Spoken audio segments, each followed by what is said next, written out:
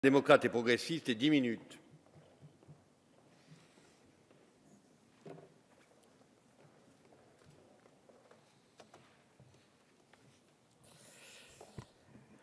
Monsieur le Président, Monsieur le Ministre, Monsieur le Président de la Commission des lois, Madame la rapporteure, mes chers collègues, nous examinons donc maintenant la proposition de loi visant à réprimer la négation des génocides et des crimes contre l'humanité du XXe siècle, présentée par la rapporteure du texte, Valérie Boyer, et plusieurs de ses collègues.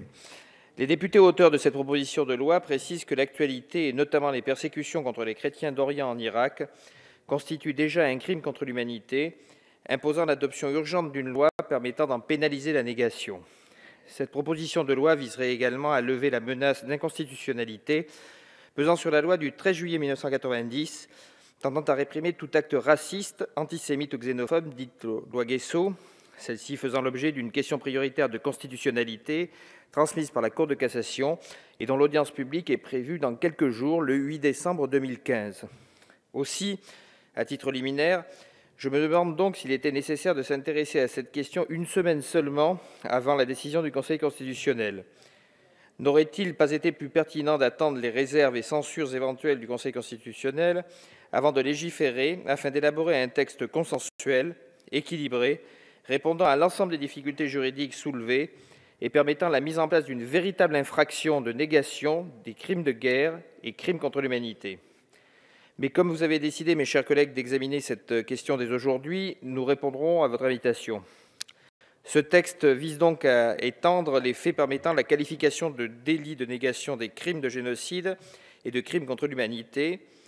À la seule contestation de crimes de génocide et crimes contre l'humanité, les auteurs de la proposition de loi souhaitent ajouter les faits de banalisation, minimisation grossière ou justification des dits crimes.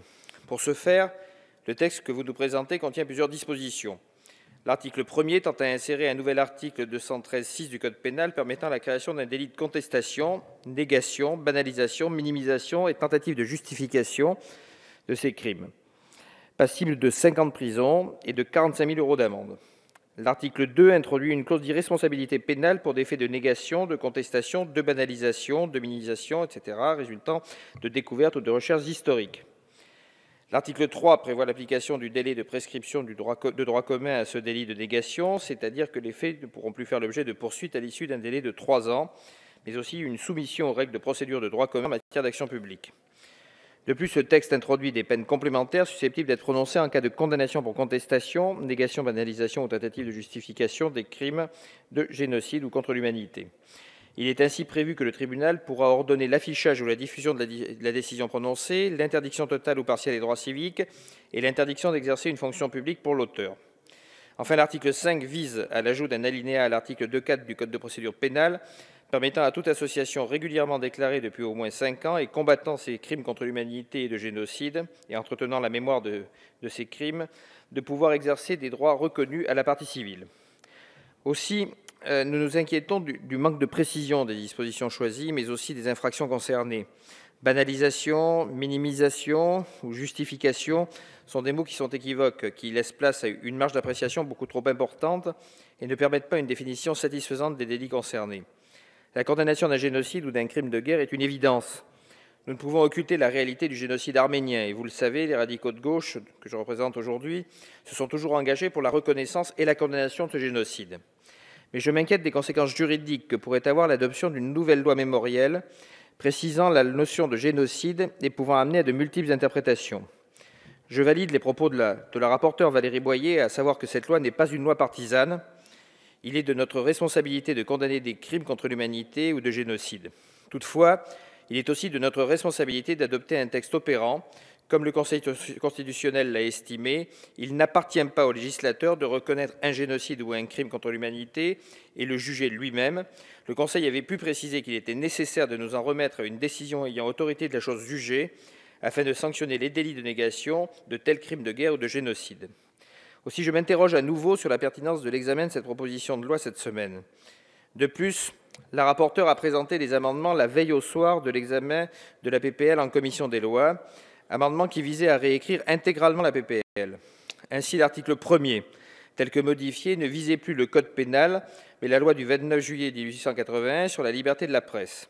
Les autres amendements visaient à supprimer l'ensemble des autres articles de la proposition de loi, devenus sans objet du fait de la modification de l'article 1er.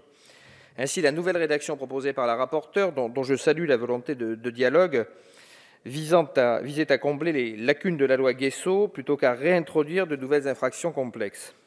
Or, les délais de dépôt n'ayant pu permettre un examen approfondi des dispositifs et impact des nouvelles dispositions proposées, tous les amendements ont été rejetés. Par ces amendements, la volonté de la rapporteure en commission des lois était d'insérer un nouvel article 24 ter à la loi sur la liberté de la presse, prévoyant de punir d'1 an d'emprisonnement et de 45 000 € d'amende ceux qui auraient contesté systématiquement, nié par principe ou tenté de justifier par tous les moyens de diffusion, tous les moyens de l'écrit et tous les moyens de communication par voie électronique l'existence d'un ou plusieurs crimes de génocide ou de crimes contre l'humanité tels que définis dans le Code pénal. 2 conditions cumulatives étaient également prévues pour l'application de la peine encourue. Les crimes doivent avoir été reconnus par un traité ou un accord international auquel la France est partie par une décision de justice. Les faits incriminés doivent constituer également une incitation directe ou indirecte à la violence ou à la haine à l'égard des victimes, de leurs ascendants ou descendants, ou porter atteinte à la dignité de ces personnes. La négation, la contestation ou tentative de justification doivent avoir été commis au moyen de preuves ou de témoignages ayant été délibérément omis, altérés ou détruits. Enfin, il est précisé que la juridiction peut ordonner l'affichage ou la diffusion de la décision prononcée. Si cette nouvelle rédaction proposée par la rapporteure est plus intéressante, je m'interroge sur le fait qu'elle réponde réellement à son objectif de renforcer la pénalisation de la négation des génocides et des crimes de guerre, et la menace d'inconstitutionnalité de la sanction d'une telle infraction. Je pense que nous pourrions attendre les conclusions du Conseil constitutionnel avant de légiférer sur ce point.